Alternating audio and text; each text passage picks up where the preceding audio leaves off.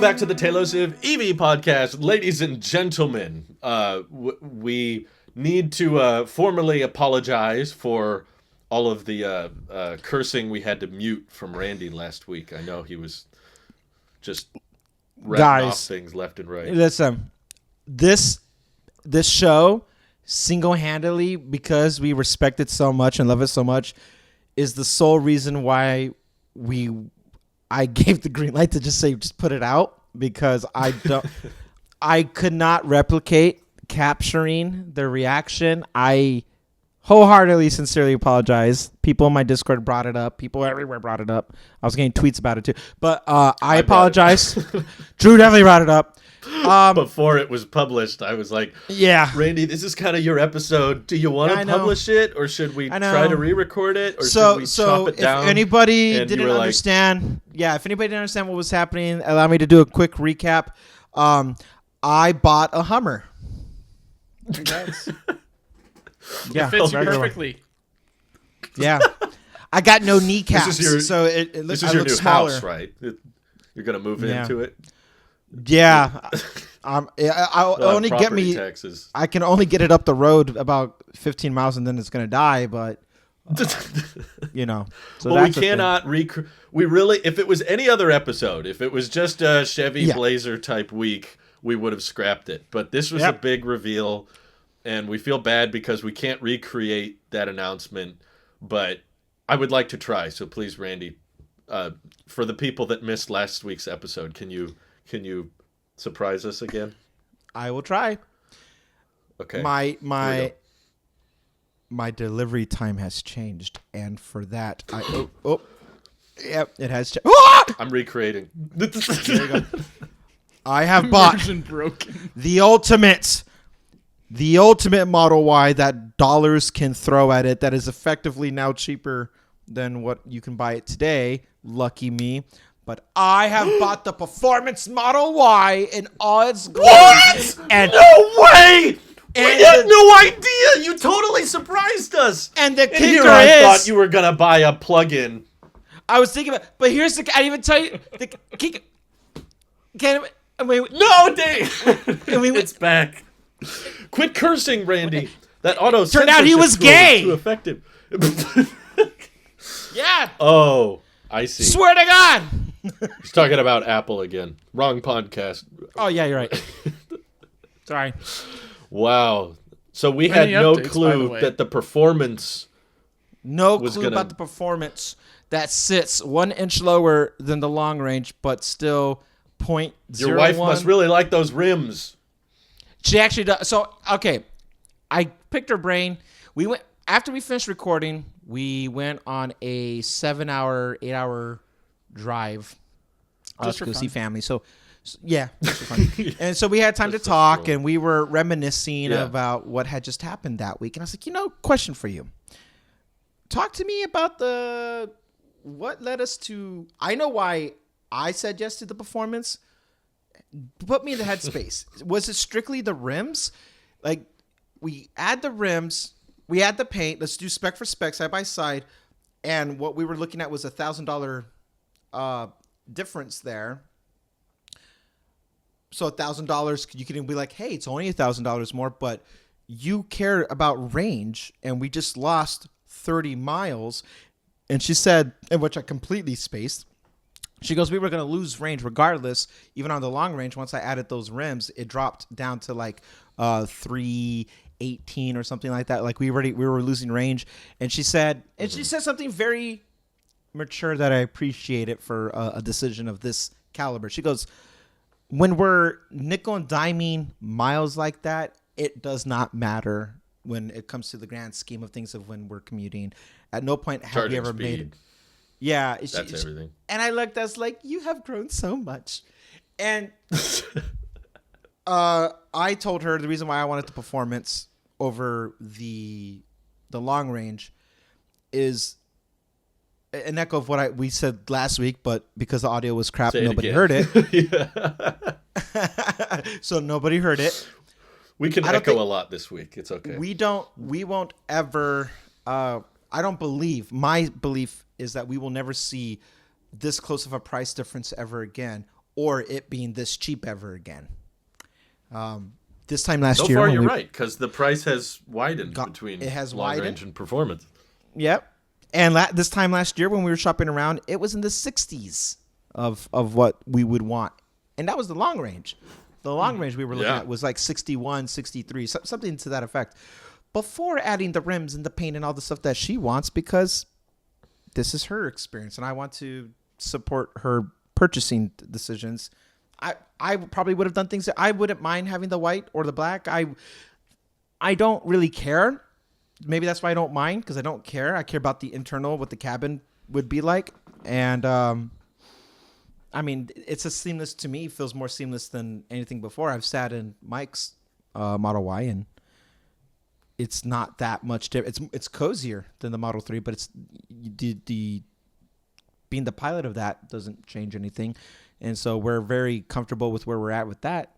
So I didn't really mind, because I knew where I was at the comfort level. Save money, get the long range, or maybe even get a standard range. Call it in, get the standard. Do whatever we want to save money, but it wasn't my car to really make solely because this is our family car. And now that I've sat on it for an additional week, I am more excited about this car than I think the Model 3. And I think this is going to become my favorite car. Wow. Nice. I am so jazzed about it that I wouldn't even be surprised if, for the sake of trying to save money or build money, I guess, so to say, if there came a time to sell the Model 3, I don't know if I would be that glued to it if it meant we mained the Model Y. Yeah. The turntables. But I have every intention of having 2 Teslas in my life. So right now, something has to replace the Model 3. We are meeting our threshold. What could replace the Model 3? Another Y, maybe. I don't know. No, that's not for me to say. It's all Ys. It's always has been. Something. It always has been. Something has to replace the 3. I don't know. Cheaper At this Cybertruck point, Randy in and the Brittany are future. just trying to become me and my wife now. It's just hilarious.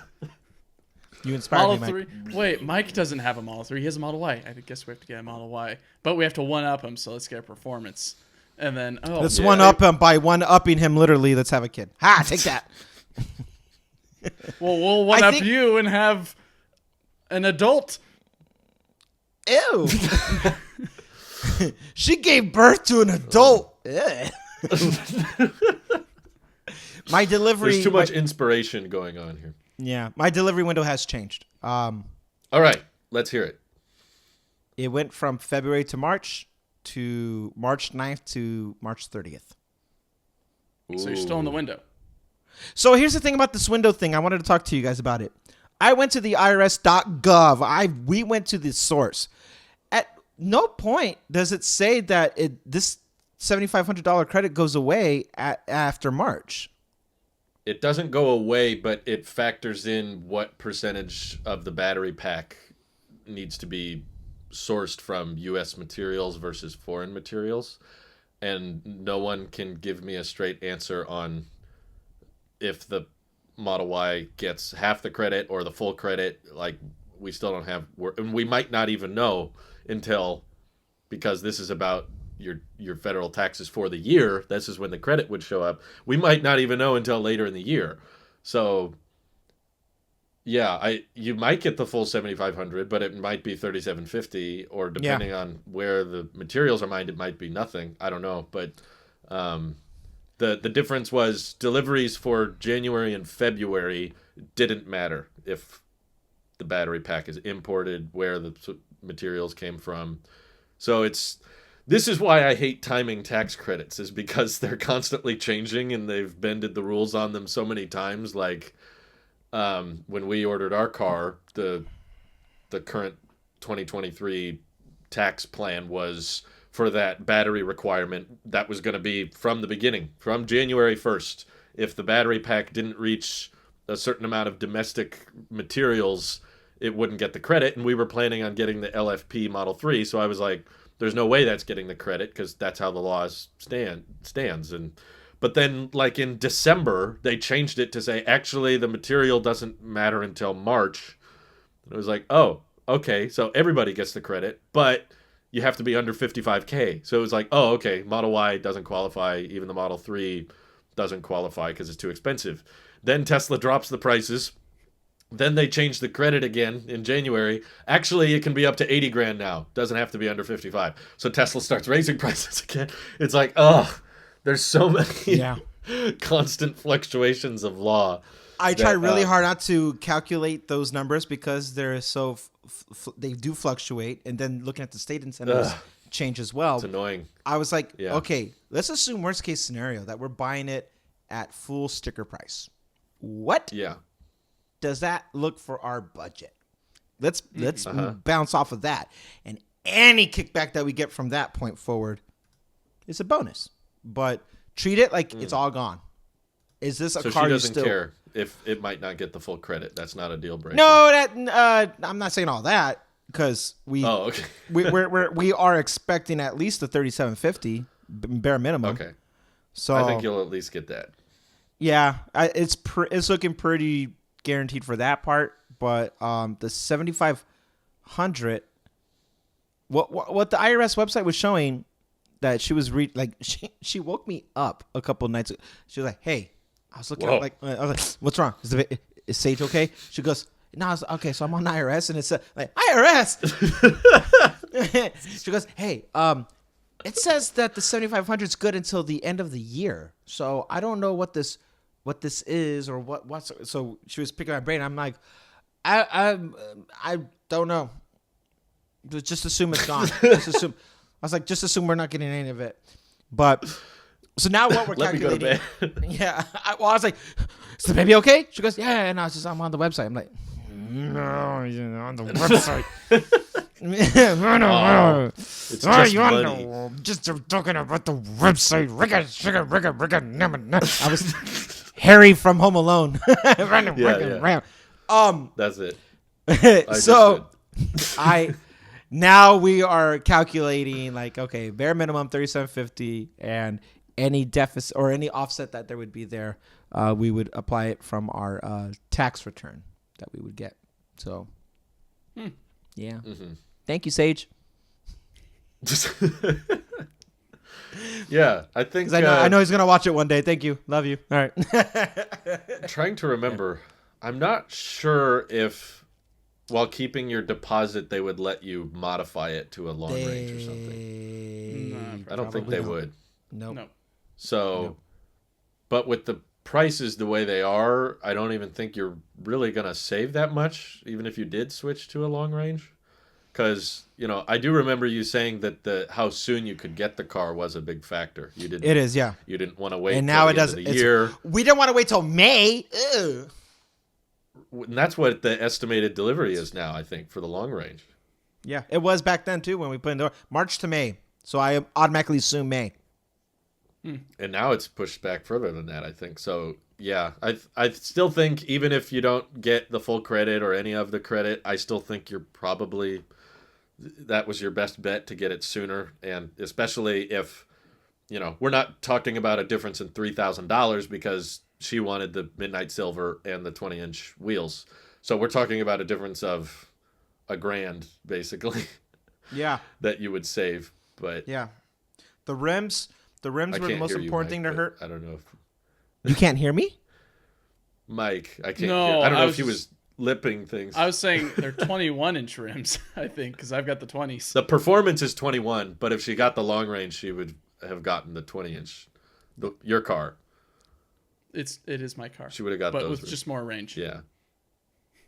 Yeah. Basically. I asked her why the rim, like what was the driving, and she was like, and she like vanity. That's just the aesthetic that I want. I like those rims. I want those rims.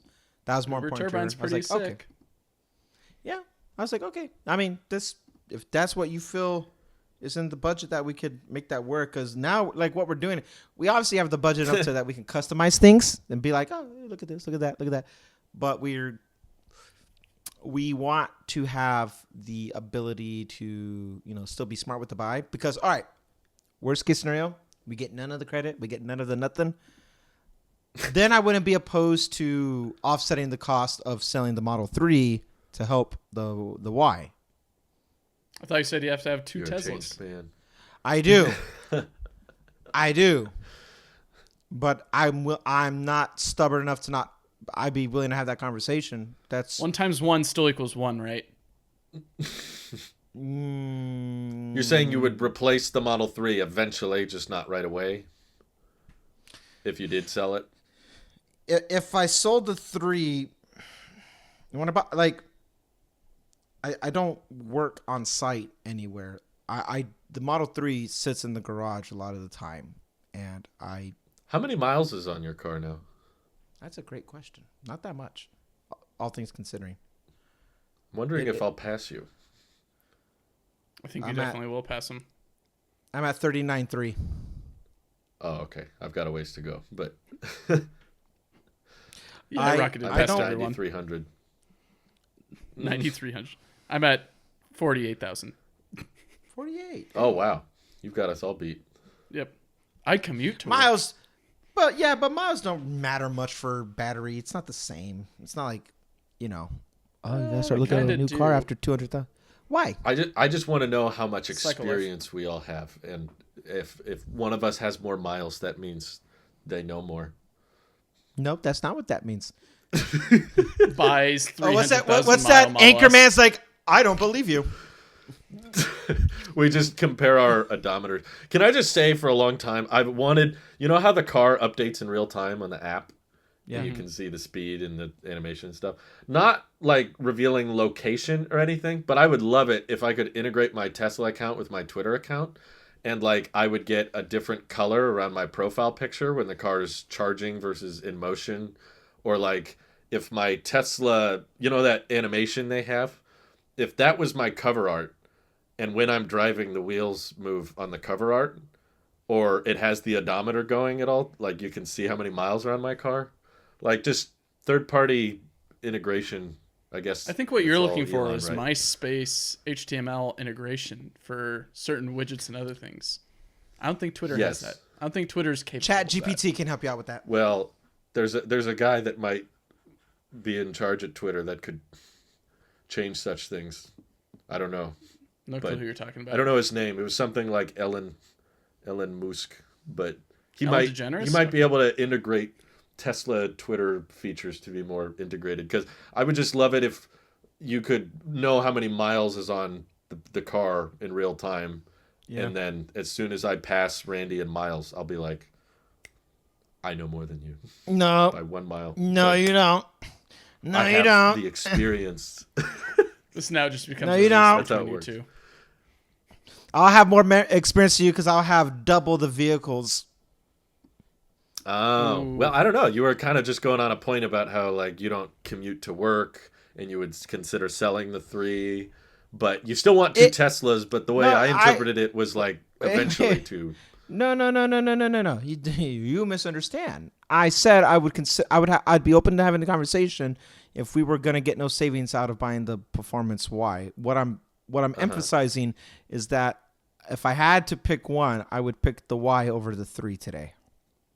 Yes. But there's no, like, the car's paid off. It's fine. Like, if I sell it, it's all money back in my pocket. It's not a necessity. We're not hurting for money. It's just, like, I'm not going to sell a car to get the other $3,750 back. You know what I mean? I'm not selling the Tesla to try to offset a federal tax credit. I'm just saying, if we were at the point, it was like, ooh, our numbers are wrong. This might be more expensive than we thought. The loan might be too much. Or the whatever, because I'm not going to lease. Like, the car's too much now. Well, here's how can we offset the cost? Nothing's off the table, but realistically, I'll probably just cash in a couple Tesla stocks and like, oh, there you go. That's true. The Tesla's funding the Tesla. That's that. It's poetic. It rhymes. Yeah. Yeah. So well. The Model 3, I don't want nothing to happen to the Model 3, but I want to be driving the Model Y more. So if you pass me in Model 3 miles, it's only because I've been grinding my XP in the Model Y. Yep. I see. I got you. You can't use Brittany cool. to inflate your mileage and comparison. Well, I guess maybe one Louise household, also, man. One household. Yeah, one I was account. gonna say Louise also drives the Model 3, so That's right. That's right. Right now, she's driving it. Yeah. I got a kid that needs to go to doctor's appointments. It counts. oh yeah, it definitely counts. It's not our car. It's his car, basically. You know. Can't wait it's to have not that your house, it's conversation or Kika's hear house. that conversation later when he's growing up and wants to drive a car that is electric, that's as sporty as the SUV he grew up in. I'd be like, all right. He's gonna have high standards. This kid. He's gonna grow up in a Tesla household and be used to the acceleration and all the tech. And man, Have HBO Max. Then he's gonna he's gonna get into his grandma's car, which is like a Subaru Forester or Outback, one of them. And she'll be, ew, what's that noise it's doing? what's with all the Subarus? Why is it charging? Yeah, I don't know. I don't know what's up with the Subarus. I don't know. Did you hear about the Subaru Solterra recently, Randy? It's now suffering Yes. from the same issue as the BZ4X with Yep. the loose lug nuts, or they just can't figure out how to put a wheel on, or I guess they just don't know. So they somehow regressed. My uncle has a Subaru, and the check engine light came on, and they can't figure out what's wrong with it, and they took it to the dealer, and the dealer didn't know what to do with it. I know so many people in my life that are these diehard Subaru fans, and then I just hear all these Yeah. terrible things about them. It's a. I'm I mean, like- same thing with Ford. You got- Fix or repair daily. Yeah. Yeah. It's a summary of my mother, too. One thing I did want to share that I am actually quite worried for now. Uh-oh. Okay. I'm worried about the Ram 1500 Rev. I will admit, before you start your rightful criticism, that they had the best Super Bowl ad. It was fun. It was pretty funny. The whole room was laughing, Same. and there were kids, and they were like, "What's funny?" And we were like, "Oh, you'll get it one day." But it was It good. was funny. I laughed. It was great. Yeah. Premature And then I saw the truck, and I electrification. went, what? At the very end of the commercial, they have the truck driving around. I think that's what annoyed me the most about the Super Bowl is EV advertisements for EVs that you can't buy. There's At least so Polestar had much. something to show at that point, like no ambitions to Mars. I was also disappointed in the lack of crypto ads this year. I wonder where those went. Well, they couldn't afford it because they lost all their money. There wasn't any room in the budget left for the, I guess crypto so. ads. But Yeah. like I saw Will Ferrell again advertising a Hummer, which you can't order, and the Lyric, which is sold out, and the Blazer, which I don't think in production, or the Silverado, which is also not in production. I don't know. There's just all these ads for things that you can't buy. I'm like, what's the point? Is it just like flexing that we're doing it? See, we did it. We made one. I think somebody retweet. It had to have been Sawyer. Somebody's like, the moment all these other EVs were being brought up, search for Tesla skyrocketed on Google. Mm-hmm. Yeah, that's happened multiple years in a row now. But I'm sorry, Mike. I want to hear your thoughts on the Ram 1500 REV. REV, which many assume it's Ram electric vehicle. So you're saying Ram 1500 Ram electric vehicle. Wonderful. Well, I thought rev, like you could rev it up, but that doesn't work. Can't So- Rev up those fryers, Krusty Krab. You can rev up the gas generator in the back. Oh my goodness. Yeah. So I was pretty excited. I guess, okay. Quick little summary, I guess, for my thoughts. I have no clue what Ram's doing. I have no clue what they've got going on right now. I don't think they know what's going on either. Because earlier this year, they showed off the prototype at CES or whatever, and they're like, look, it's going to look something like this. We're going to take a lot of these elements and somehow stuff them into some product. And after seeing it, I'm like, but okay.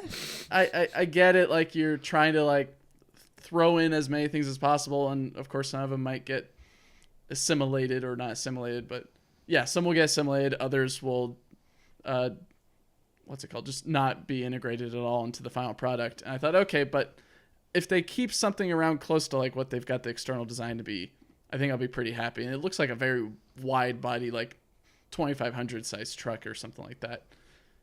And they show all these features and all that. And I'm like, okay, I kind of get what they're doing. It's probably going to be a while until we see another prototype or at least something a little bit closer to production intent design. That's fine. 1 month later. Yeah. 1 month goes by. Okay, we're ready. 1 month goes by. And they show off in their commercial another new permutation of this design. And it looks more realistic to what they'll build. Because all it is just a 1500 that you could buy today, a 2023 or 2022, but with just some of the styling that they had on the previous prototype that they showed off at CES. And I don't understand. I don't get it. And also, I don't think this is going to hit 500 miles unless they use like a gas generator. Or what they were explaining is they're willing to look at all different types of technology. So heck, we could probably get hydrogen in this thing as a generator. So this thing's going to be something like that. But I guess their original idea is probably just battery. And they might aim for something close to what the Silverado can do with 400 miles, hopefully. We haven't even seen proof of that yet, even though that there has been some prototypes rolling around. Anyways. Not proof of 400, though. Yeah. Yeah, not proof, but at least they got something on the road, right? And they're actually thinking about doing it. Yeah. And they've already shown with the Bolt that they're willing to cut prices just to sell these things and get a check from the U.S. government or anyone else.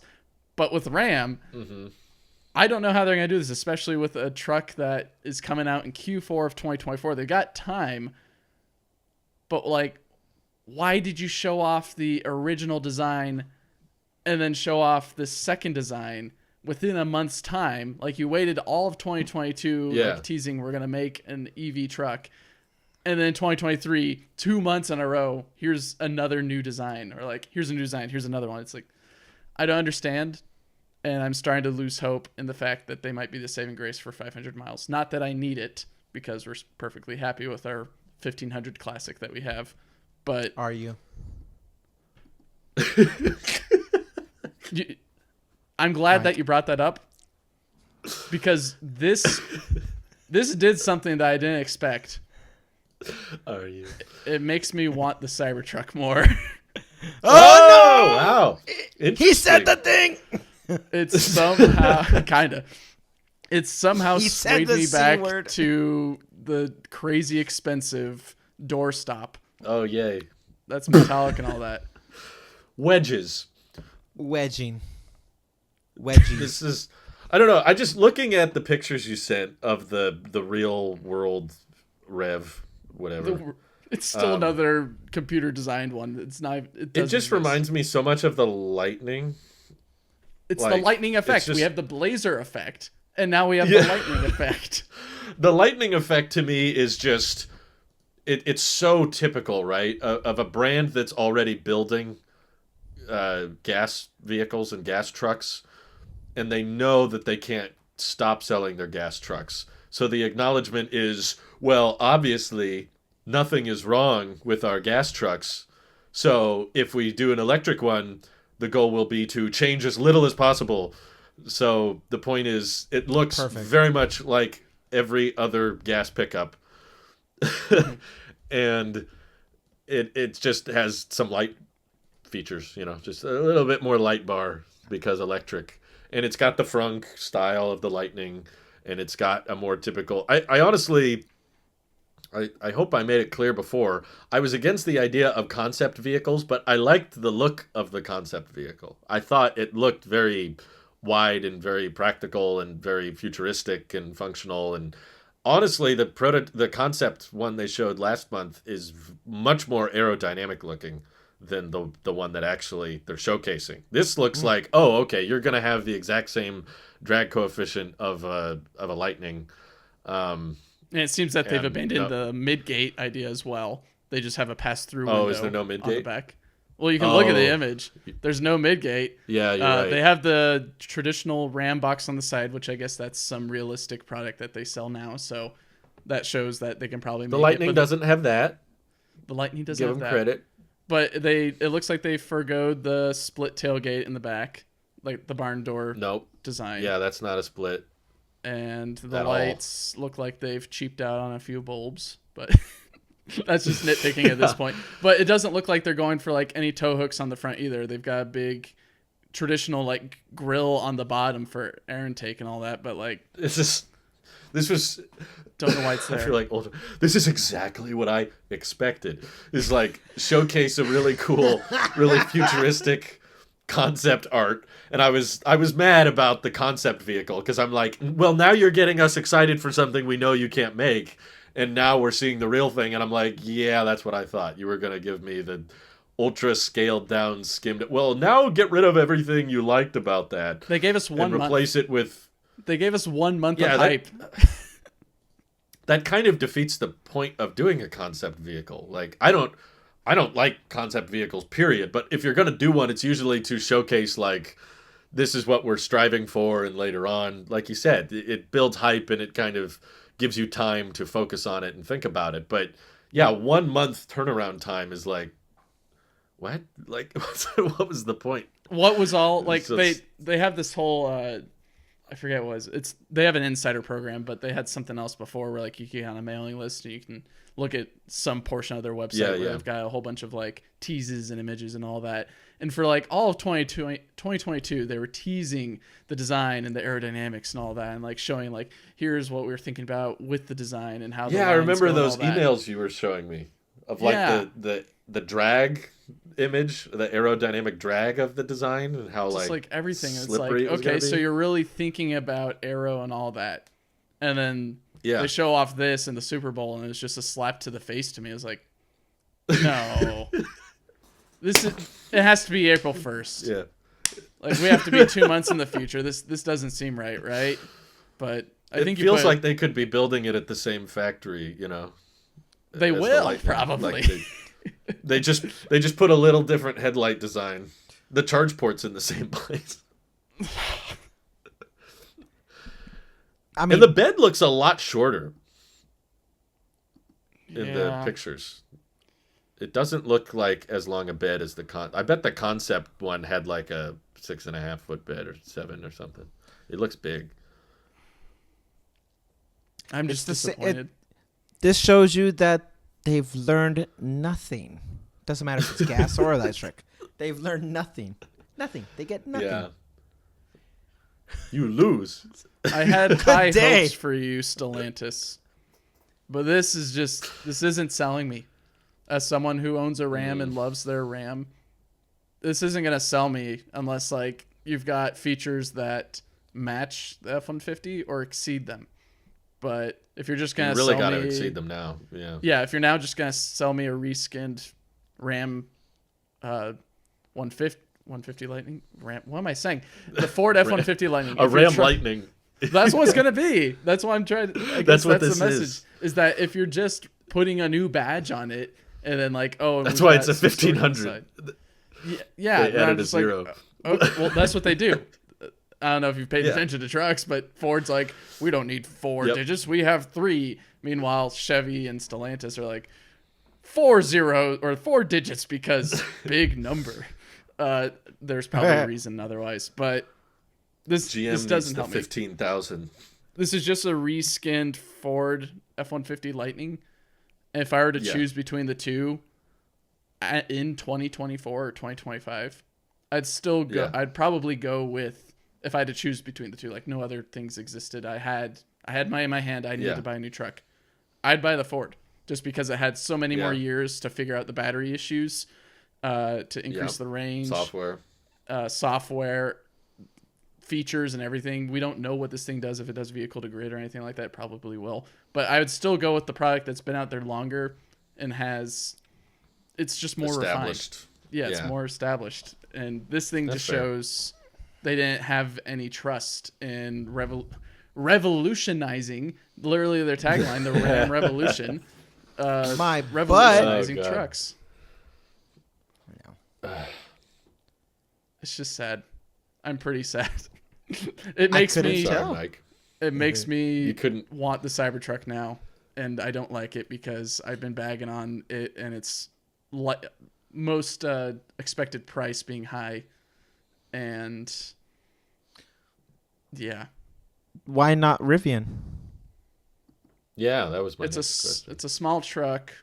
My wife says, not very big. I mean, it would be nice, but the Rivian does do great things. There's a post somewhere on Twitter in the last week where some dude grabbed like 4 boxes of couches or something like that from Home Depot or whatever, and totally like blew the mind or whatever of some employee who looked at the truck and was like, oh, it's some dinky little electric truck. It ain't going to be able to do anything. Because the tailgate it's a good truck. Goes out further.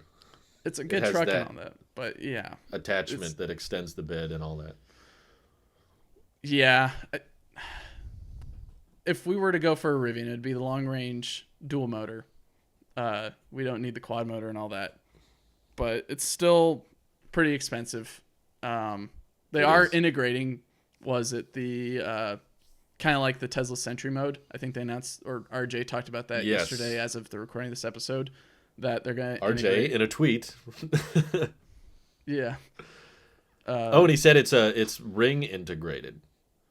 Or no, he's just tagging someone else. Never mind. He's just tagging ring. Yeah, so that'd be a nice plus. But yeah, like Rivian and Amazon are tightly packed, and Amazon has security systems, so it'd be cool if you could like integrate your Rivian dash cam footage into an existing security like Blink or something. I already have a Roomba, which is owned by Amazon now, so they already know what's inside my house. Might as well know what I'm doing inside my car at this point. But exactly. My wife isn't a fan of how small of a truck it is, and if this is going to be like her truck, she wants something big like a Ram. She is a fan of big trucks, and I like the big trucks too. So we would look for something. Has she seen the Lightning? Yeah, she's seen the Lightning. She's not really a fan of it because it doesn't have the range that we need. If Ford made a 250 Lightning and it had 500 miles of range, we would probably pre-order it.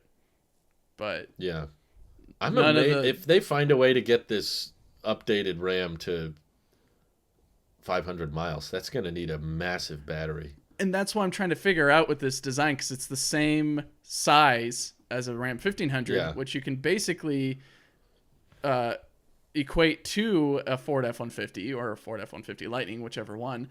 And those already have enough, like, they're already having a tough time trying to achieve the ranges that they want, but they're not even focusing on that. They're focusing on just the quality of the product and not having batteries explode these days like they have this week.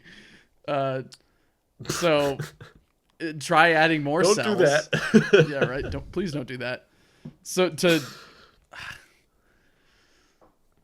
I don't know how they're going to stuff that many batteries in here. That's why I think they double down on like range extender options, like adding a hydrogen generator or a gas generator to it, which then just makes it a hybrid.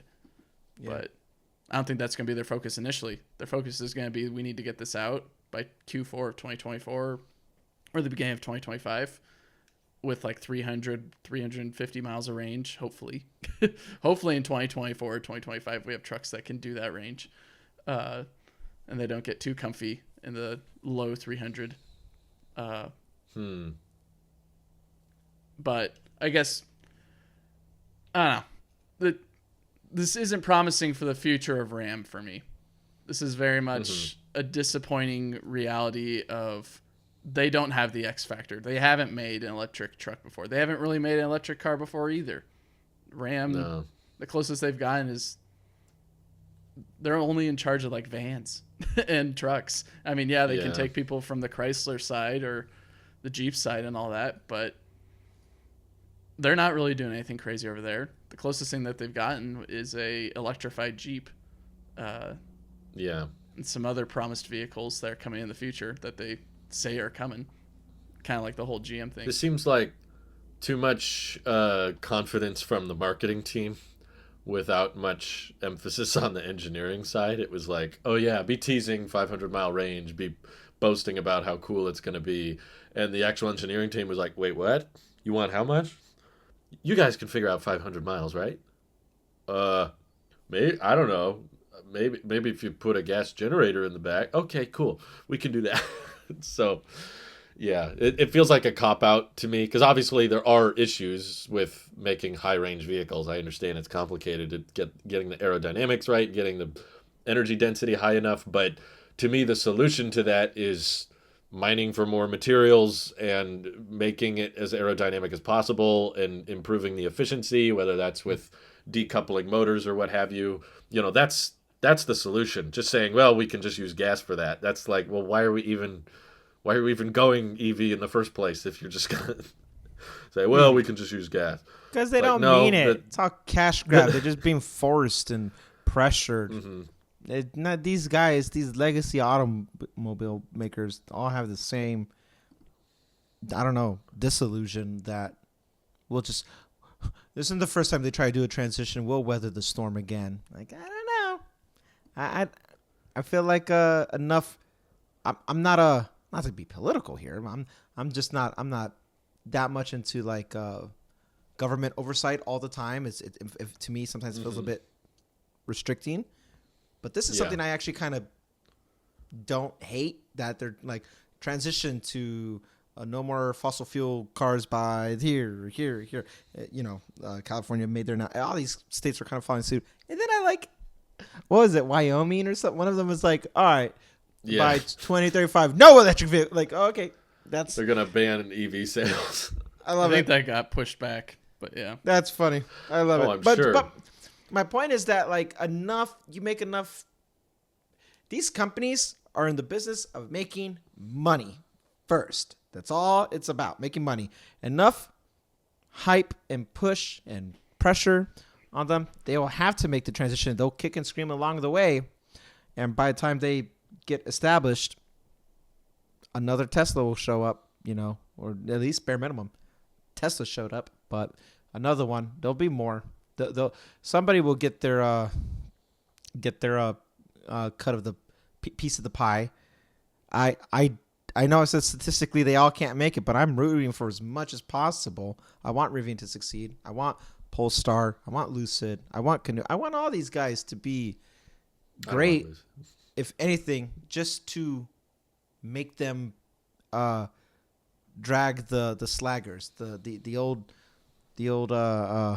old guard. They need to come, or phase out, be irrelevant, adapt. I mean, I'm not shocked with Ram. I'm not shocked with Ford. I have high hopes, but that don't mean it's going to be as smooth as I guess Tesla, Aptera, any of it. Hey, here's our plans, here's our objectives, and pop, and they just kind of stay the course. They're gonna try to take. They'll do cop outs. They'll make compromise. Then they'll do what they can to still get tax credits on their end too. So they'll do the bare. They will do the bare minimum, and that's good enough for them, because they don't have anything to lose as long as they're still selling gas vehicles. There are people who are not convinced on EVs still, and to each their own. You said thank God. If we convinced everyone to go electric, prices would be far worse. I guarantee you. There would be 10 times as much demand, and we already have too much demand. That's why prices are still going up. So if we didn't have those poor people buying gas cars new, it would be a much worse pricing structure. We'd all be screwed. Yeah. So we're kind of counting on EV misinformation. Basically, the way I see it is like EVs are the coolest new restaurant in town, and only a few people know about it right now. And the people who know about it are very happy they know about it because they love the food and the pricing's really great and the atmosphere is fantastic. But I'm kind of like, obviously more people are finding out because the people who do go bring their friends and bring their family, and that brings more people. And they're like, okay, this is growing already, but if everybody knew, it wouldn't be cool anymore. Because then there would be a ginormous line, then the prices would go way up, And, you know, we don't have the capacity for everyone to switch to electric right now. Just, there's not enough cars, there's not enough batteries. So there needs to be a gradual transition as production is able to ramp up. And yeah, that's why I'm like, okay, there's people on my Florida trip that I met that were like, you know, those electric cars, they catch on fire and they burn all the time. And, you know, and I was like, yeah, that's crazy, right? That's true. And Louise is looking at me like, what are you talking about? Yeah. On that note, I do kind of want to call out my family that I saw over the weekend, because I also did go traveling too, Randy, down the California coast. And they also said something very similar to what Drew just said. They said, you know, it's actually very dangerous to sit inside a Tesla when it's charging. All that electricity going in there, you could get electrocuted. Yep. Okay. Wow. Yep. Has it happened? No. Okay. Yep. That doesn't mean that won't happen. Happened once. Right. Ever. Okay. Yeah. Just hilarious fear and just disillusion. I mean, just experience the product, right? Get butts in seats, check it out, talk to people who have owned it for years, and they can tell you their experience about whether it's good or not, and which would be nice to adopt more people into it. But then that burger chain that you're talking about, just, it doesn't, it's not that special little oasis anymore. Now you've got a giant line like in and out going past the freeway over another freeway and another freeway over that. And now you're stuck in a line waiting to supercharge for 5 hours. Yeah. In and out.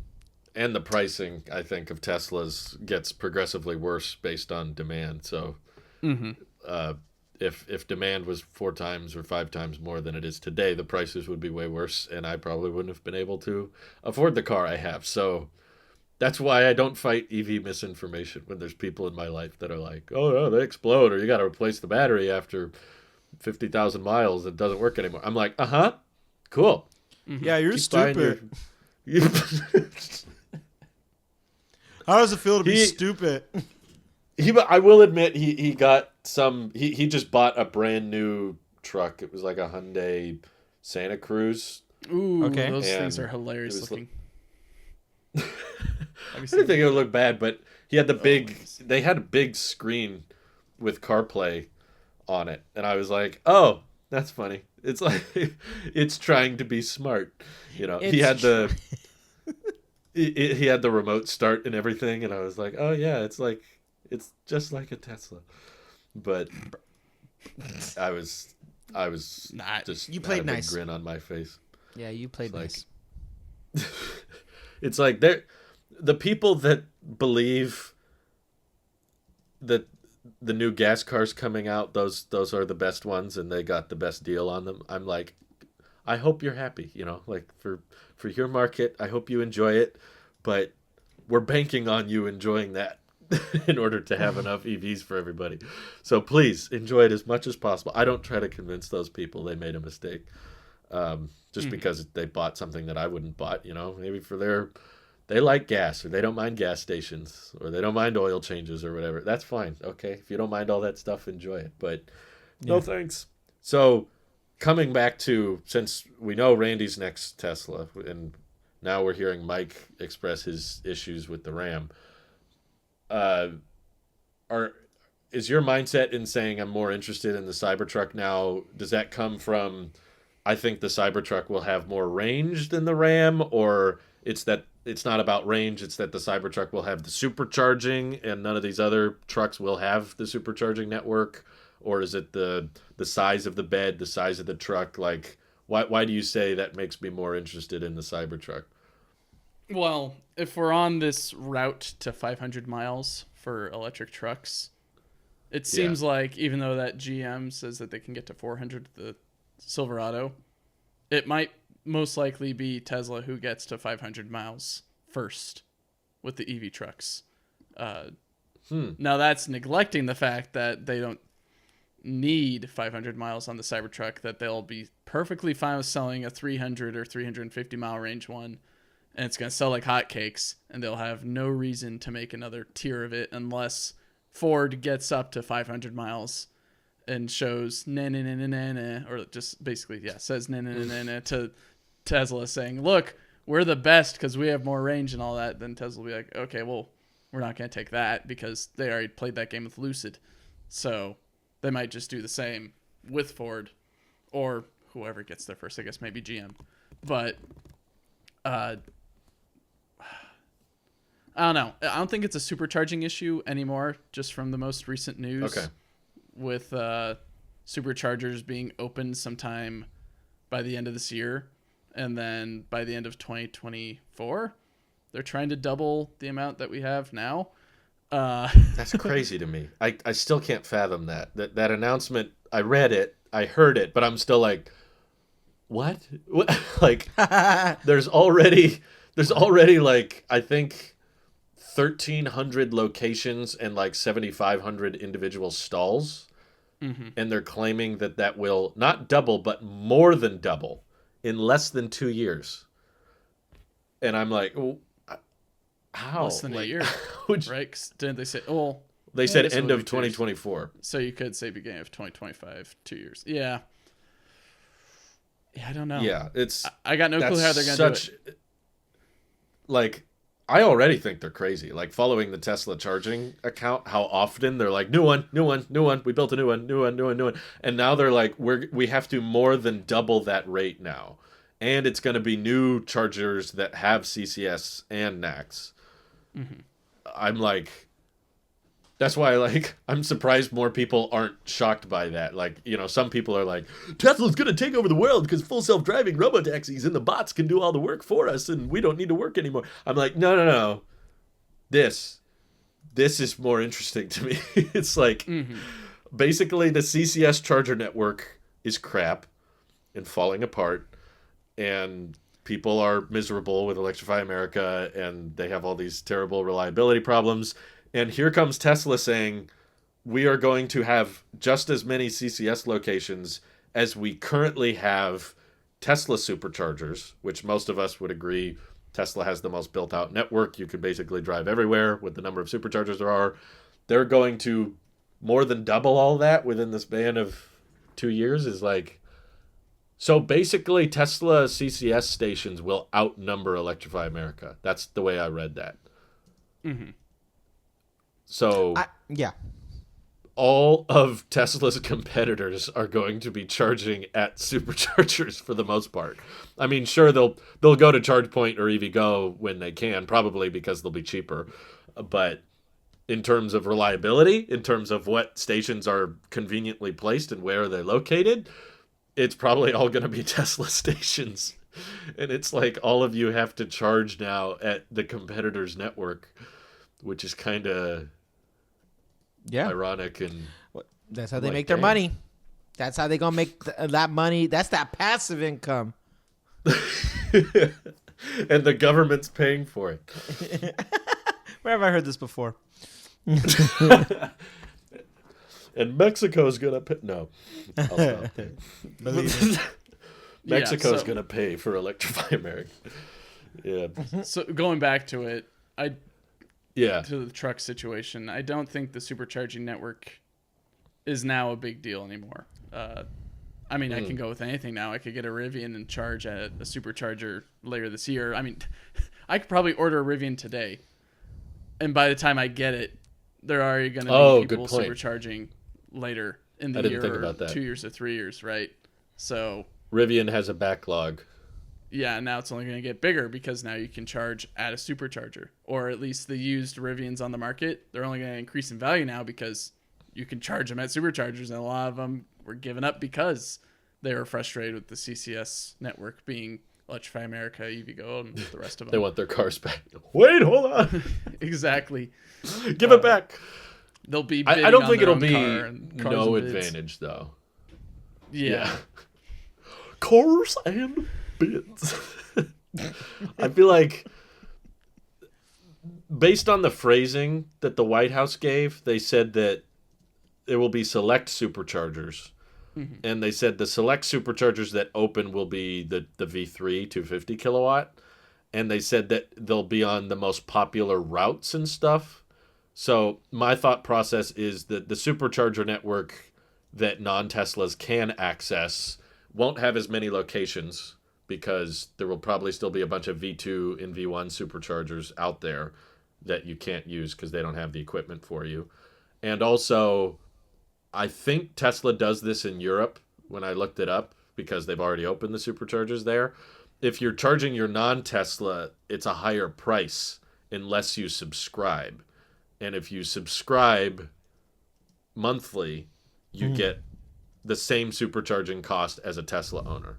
So it's like, okay, and I mean, most Tesla owners would say supercharging fees are pretty expensive anyway. Like if you just were comparing EA to Tesla, EA, they keep prices very low because they don't have to charge the car because they're all the stations are down.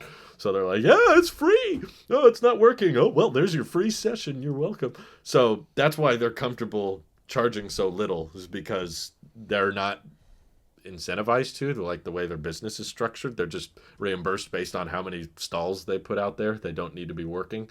But my guess is Tesla's network will be the biggest, but we'll probably hear all about how this isn't much cheaper than gas because everyone's going to charge their non-Tesla at the supercharger and not really think about it. They won't look at the price per kilowatt hour or anything. They'll just think electric, that means cheap, and they'll charge it at 48 cents a kilowatt hour, and they're like, hey, I got a bill. This is not much cheaper than gas because they're driving their more inefficient EVs. So I still feel like the whole plug and charge simplicity will be better on Teslas. Like you'll just be able to plug in and it works. Whereas if you go with a Rivian or a Lucid or whatever, you'll plug in, go on the app, set up the account, swipe to unlock, and then it's a whole different discussion of like how many amps can the superchargers do, because these different EVs are on different voltages, different architectures. So you're not going to get the same peak speeds that you would get at Electrify America or at a Rivian Adventure Network. It might be more tapered off, and that's why I just think inherently the process of fast charging a battery is always going to be more complicated unless we had a government that could agree on protocols and connectors, which we don't.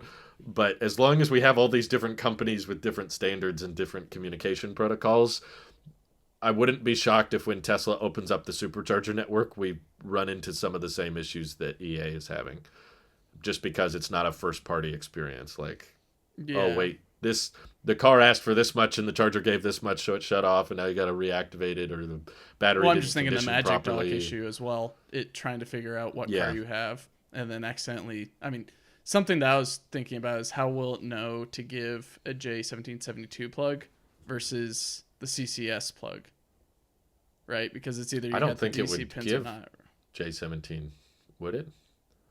Because the Magic Dock is supposed to have, of course, the Tesla plug, but then also have the additional CCS plug. But what if you don't have the DC fast charging pins on your car? Because I think there's a few of them that are out there, right? I don't know. I guess they would. I don't know of any that actually don't have CCS. Is it the Leaf or something? Maybe they just say you can't charge. It won't Bolt, fit. But let me check. I think the Bolt has CCS. It just doesn't go over 50 kilowatts. Yeah, you're right. But And then the Nissan I do Leaf, I think has that's CHAdeMO. So the Bolt causes a lot of problems, honestly, for everybody. It's a really cheap EV, and it has high range. It's like a good price, but limiting it to 50 kilowatts basically makes it a liability for all charging networks, not just EA. Like, oh, you can charge your Bolt at the supercharger. Now it's got to sit there at 50 kilowatts the whole time. Someone's like, I'm still charging. Line of plaid Model S's. Come on.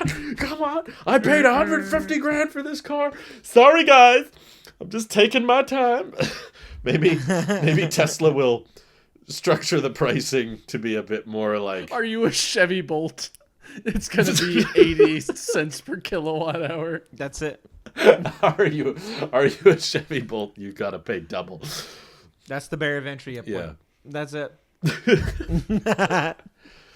It just bothers me when all these White House and Tesla charging accounts, they all talk about it like it's so simple. It annoys me. They're like, oh yeah, we're going to open up the network for everybody. And I'm like, Even Marquez was tweeting this week. He was like, when are they going to flip the switch? And I'm like, it's not just a switch. You got port location, you got cable length, you got connectors, you got adapters, you got... Because, what I was suggesting in my video was maybe a good solution would be to sell a NAX to CCS extension cord.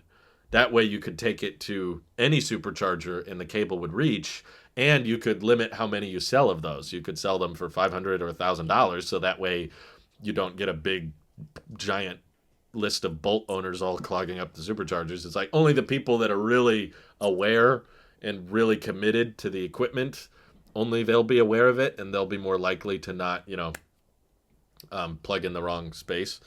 But people in the comments were bringing up like, well, that affects the cooling of the cables because, once you get into V3 charging speed, you're liquid cooling those cables. So if it has to go through an extension cord or an adapter like that, that's going to limit the peak speed it can actually give to the car.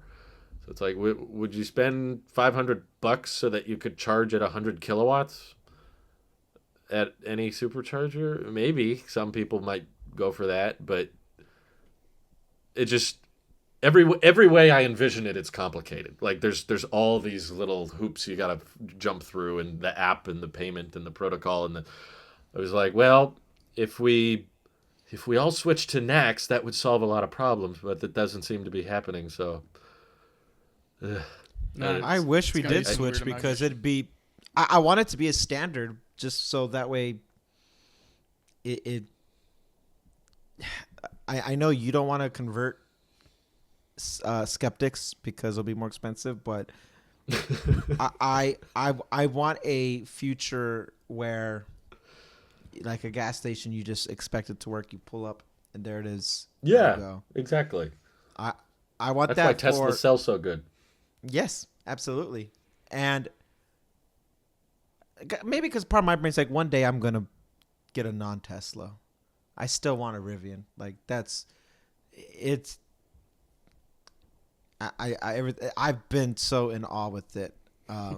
But needs of the family outweigh the needs of my selfishness. So, but I would like to pull a Rivian up to a charging station, any charging station, ideally supercharging station, and just no just different plug it in. than what it. Yeah, just plug and go. I want that to be a standard so bad because it also I know they open up their patent so that like Tesla doesn't win anything out of it by having them do that, but it would still come to the charging stations. Tesla still wins because now they have to. Well, not have to, but maybe they're banking on Tesla. Tesla's banking on everybody else being like, no, they already laid the foundation and now they're gonna double it and they're all this stuff. Like it's just easier to just go with these guys and then. You have a customer for life with all these other companies that are making them, and they were in. Again, passive income. It'd be that passive income. So, I want a standardized port. I obviously want the cleanest, smallest, and the most efficient one. And I also want it. For selfish reasons of one day thinking I'm not going to have a Tesla and. I still want the benefits because also you're talking about the payments, like setting up payments and having all these apps. I want a one-stop shop thing on my app, the Tesla app, and I run it all through that with my account. I still want that. Mm-hmm. So one of the reasons why I was like pretty okay with getting the Model Y is like the simplicity of just one, and it's right there, and I know how this works. I don't need Apple's car key in my wallet version to get it. I have the app. Boom, same thing. My phone is already the key. And you can do so much in that app, and it's so smooth comparatively to the other ones. Like, there's so much efficiency with running everything through Tesla that I kind of like.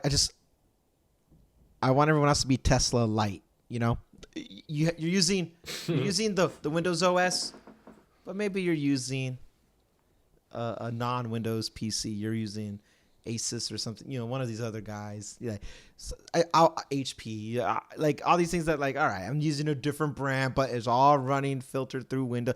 I like that. I want that for the car. Mm-hmm. And then I want my stock to blow all the way up. That's right. Apple doesn't have a car because it has windows. I will say, had to dust off that one. Yeah. Also, in my travels down to Southern California, we chose a hotel specifically just because it had a Tesla destination charger there. And what was really nice about it is no other Teslas were there the whole time. So nice. We didn't hog it per se, but it was nice to be able to just plug in, like on our morning walks. We'd go on a nice little morning walk next to the coast, and we'd plug it in then because, of course, we're going to return to the hotel, and we're not going to be gone for that long, so it makes sense to keep the car plugged in. And if anyone comes, we're not going to be gone for long. No one ever came, which was kind of surprising, but at the same time, I was like, oh, okay, well, interesting. I wonder if this is the same thing for other locations as well that also has these destination chargers. And this one was old. It was a metal faceplate, like at-home charger looking thing. Yeah. And it was very like tattered in a bit. Like it looked like it got beat up a bit. But it was great. It had like its own little designated parking as well. So it wasn't like there's giant trucks parking right next to it and all that. Much room to just stick your Tesla in there. It was great. I enjoyed it, but it would be nice if that was more of a common occurrence everywhere else, not just Tesla chargers, but just destination chargers at whatever hotel, because we had to look for a couple different hotels and we found this one. We landed on that one because it was decently close to where we were visiting the family, and then also had the destination charger, and it was a decent looking hotel. So, it'd be nice if more hotels also aided in this electrification. We don't need like 100 kilowatt hour speeds or anything like that. Nothing. No. It could be super slow, 6 kilowatt hours or whatever. Like, doesn't have to be the fastest thing. 6 kilowatt hours, 6 kilowatts. Whichever. Yeah. I didn't correct you. I was thinking about it, you. but I didn't do it. Yeah, I'm like, wait, that doesn't make sense. We knew what you meant. Yeah. It's very confusing terminology that I've just given up on. I'm just not gonna. I'll use it as correctly as I can, but I'm never gonna point it out to other people. Well, actually, yeah, I hate being that guy. I'm just so sick of it in the real world. It's just like, actually, the battery doesn't explode. I'm right, but I don't like the way I sound. I guess it did also happen again. I think the explanation that I gave maybe this time a year ago or something like that. The superchargers are too quick. We stopped to get some food on the way home at Target or whatever, and we plugged it in at, I think 35% or something like that. We were gone for maybe 15 minutes, like into the Target, go to the bathroom, grab some food, walk back to the supercharger, and it was already at like 80 to 88% charge. Yeah. It was like, this is way too quick. We didn't need this. We gotta go. We were gonna get home with a decent amount of like maybe 10% battery or whatever, but like we were okay with that because we have a charger. And you got to worry about idle fees. I know, right? And it was getting close to the limit. We're like, this is too quick. If the idle fees don't work, they'll just make your car start honking. They just hold down the horn. It just holds it constantly for the bolt. Unplug your car now. Sends an alert to your phone. Unplug. You've plugged in a Chevy Bolt. Please unplug. Oops. We're sorry. We don't charge trash. We don't serve your kind here. We don't. We're not allowed to burn trash. Oh, you're looking for. I think you want that charge. You say Weenie Hut General. This is Boo boos, eh? It's just a charge point logo. Why are we crapping on Chevy so hard? Well, because they kind of deserve it a little bit, but. Hey, GM killed the first electric car, so they did. We gotta. They did. We're always gonna hold that to them. Did they though? They're gonna be the ones that did they kill the first back all the electric EV car? ones. I saw that YouTube video too. The EV1. It was a documentary before. Yeah, but that's not the first video, EV. Yes, it is. It's the first commercial one. No, that's false. Actually, That's definitely false. It was don't you go about 1900s and then then you got to crank. Don't you tell me that, Mike. I'm talking about. Don't you split hairs with me, sir. Hooking up a whole bunch of lead acid batteries and calling it an electric vehicle is still valid.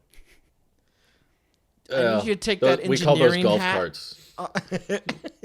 I need you to take that off and grab the one that the customers were willing to spend the money to keep their car, and they're like, nope. They were begging to buy them out. They were begging GM, please, let us keep them. And they said, no, we're going to throw them all in a crusher. I can't believe that. Wow. I watched a recap video recently. Not recap, it was like, maybe it's Cold Fusion. Somebody did like a 20, 30-minute video about the EV1, and it hurt. Just remembering it was just pain. That we've been there before. Like, they just did it because politics. Crush them. Make sure there's no trace of anybody having a good time. It was even cool how they charged it like a little. They went, grabbed the little thing and they slide it into the little slot like a little chip. And that's how they were. It was like a 30-pin connector. Yeah, it's cool. It's just like for the car. There was excitement. That was the biggest giveaway that EVs were the future, because the EV1, people were begging to keep it, and it kind of sucked. It wasn't very good. Like, it was kind of ugly. It wasn't very practical. The range was not really that high.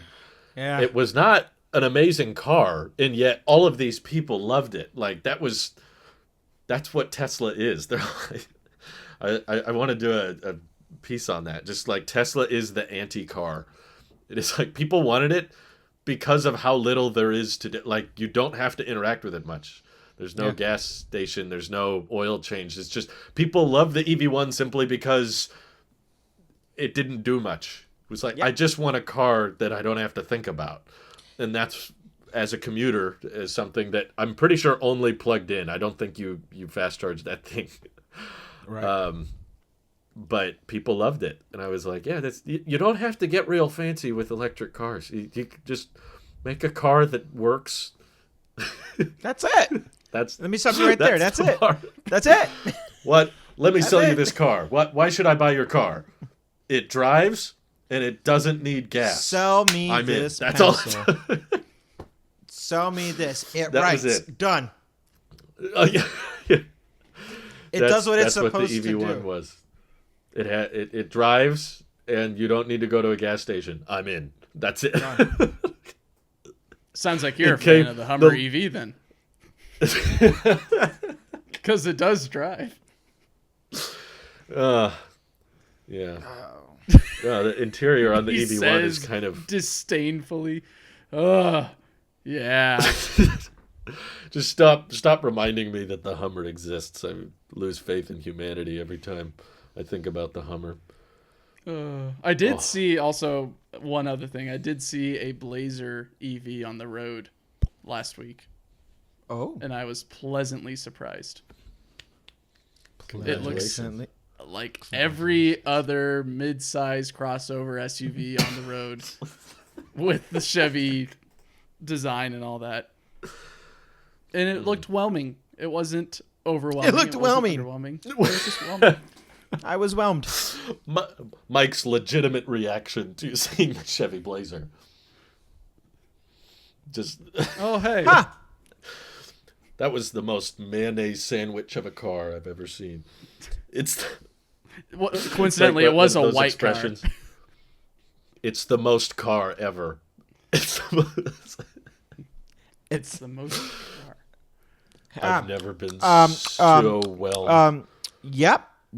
Yep, that's a car. What an automobile. That vehicle has wheels. Yeah, that's definitely a car. Yeah. I will admit I would rather have the world flooded with Blazers than Bolts, because at least the Blazer can fast charge a little bit normally.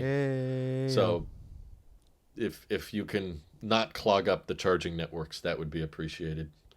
So wait a sec. Convert all Bolts into Blazers.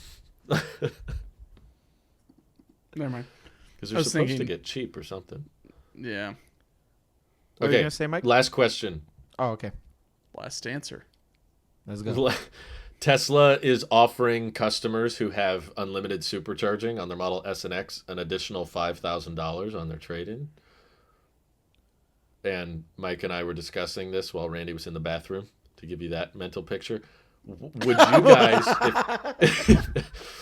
like, how do you feel about that price justification? $5,000. Would you pay that for unlimited supercharging, or would you, if you had unlimited supercharging, would you take that deal from, like, if Tesla just said, we'll wire you $5,000 if you agree to no longer have unlimited supercharging? Would you take that? Like, what? How much do you value unlimited supercharging, I guess, is my question. Depends if I was in the market or not.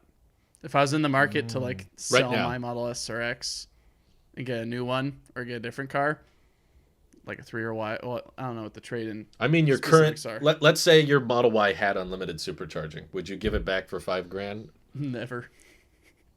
You'd have to give me probably 6 to 7 digits to convince me.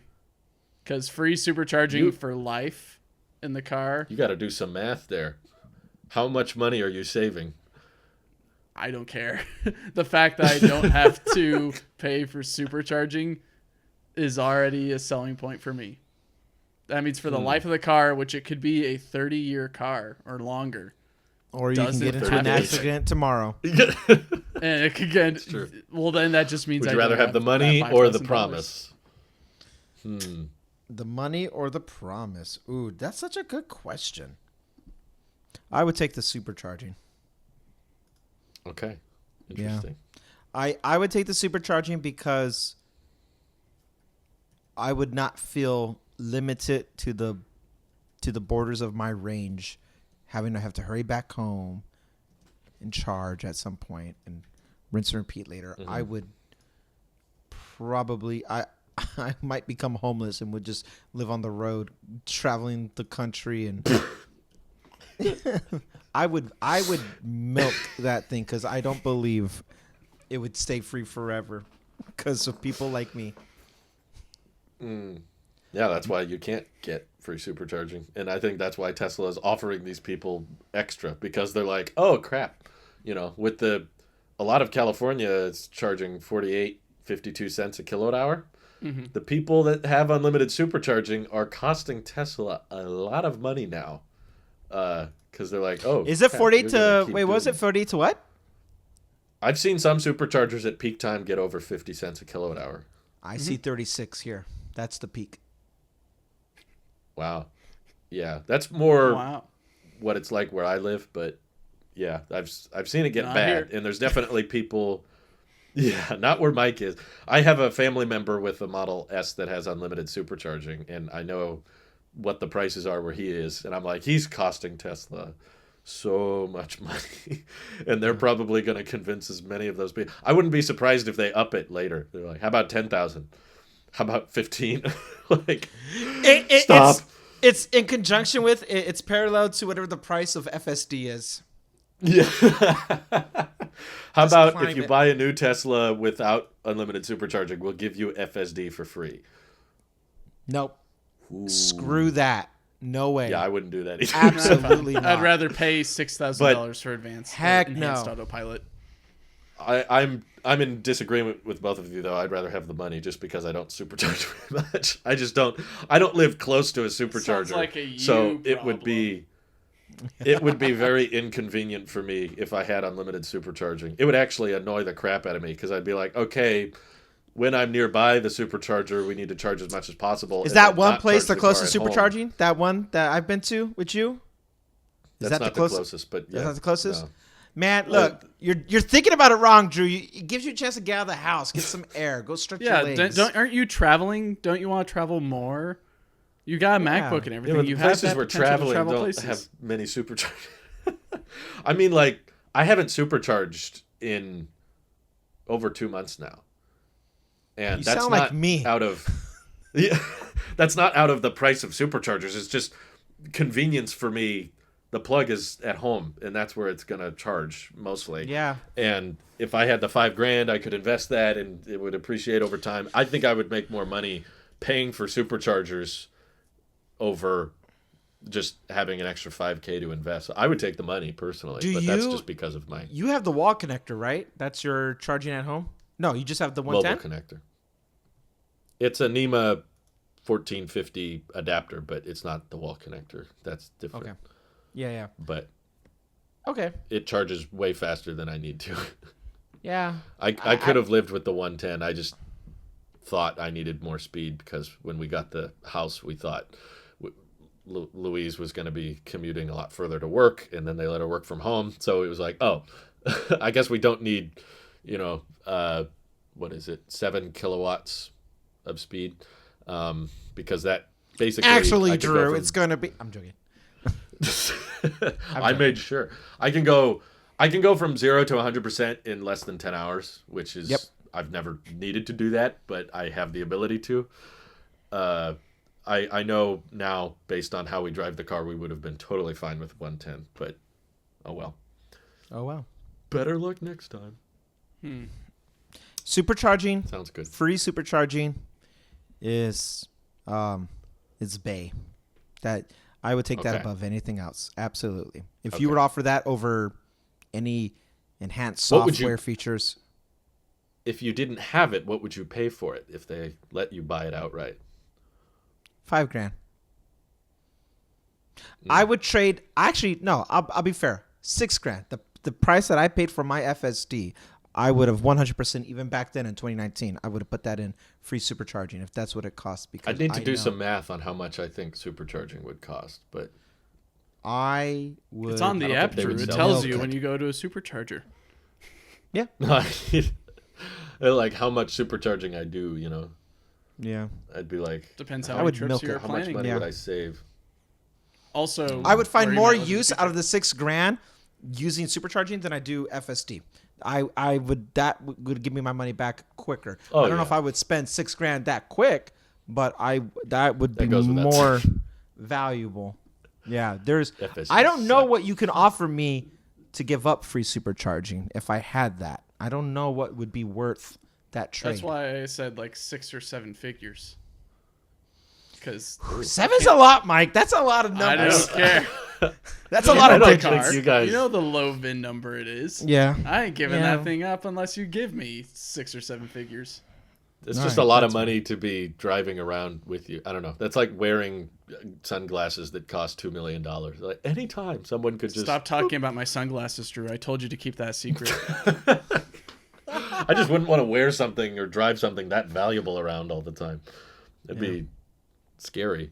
It's already scary driving this car. But anyway, appreciate your guys' answers, and I hope you all have an excellent rest of your week. Maybe see you next week. If you're good. Bye. Bye, guys. Bye.